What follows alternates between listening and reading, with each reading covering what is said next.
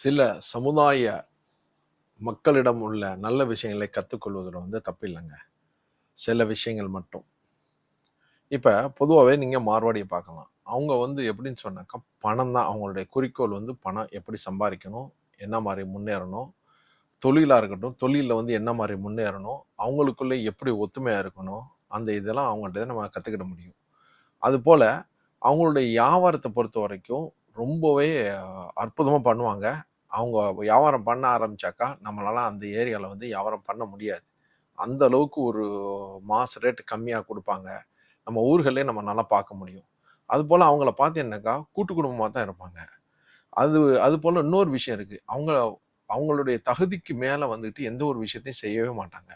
அவங்களுடைய வியாபாரத்தை பெருக்க பெருக்க அப்படியே பெருக்கிக்கிட்டே போவாங்களே தவிர கீழே இறக்க மாட்டாங்க.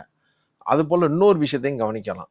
அவங்களுடைய விஷயத்தில் எந்த ஒரு விஷயமா இருந்தாலும் கடன் வாங்காமல் தான் வியாபாரம் பண்ணுவாங்க. கடன் வேணா கொடுத்து நம்மளை நஷ்ட வழியாக மாற்ற பார்ப்பாங்களே தவிர அவங்க கடன் வாங்கவே மாட்டாங்க. இதுதாங்க அவங்களுடைய சின்ன ஸ்ட்ராட்டஜி.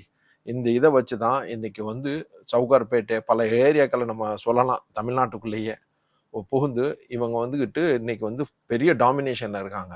இது தமிழ்நாட்டு மக்கள் உணர்ந்து நம்மளும் இனி இது போல செயல்களில் ஈடுபடாமல் அவங்களோட விஷயங்களை நம்மளும் எடுத்துக்கிட்டு நல்ல மாதிரியாக நம்மளுடைய வியாபாரத்தை நல்ல மாதிரியாக பெருக்கிறதுக்கு நம்மளுக்குள்ள ஒரு ஒற்றுமை வேணுங்க.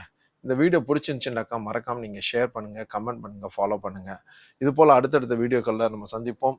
உங்களுடைய கமெண்ட்ஸ் ரொம்ப அவசியம் தேவை. நான் சில நேரங்களில் நான் பேசுகிறது கூட தப்பாக இருக்கலாம். சரியான விஷயமா இருந்தாக்கா நீங்களும் அப்டேட் பண்ணுங்கள். தேங்க்யூ வெரி மச் ஃபார் வாட்சிங் லெஜெண்டரி டிஸ்கவரி. பாய்.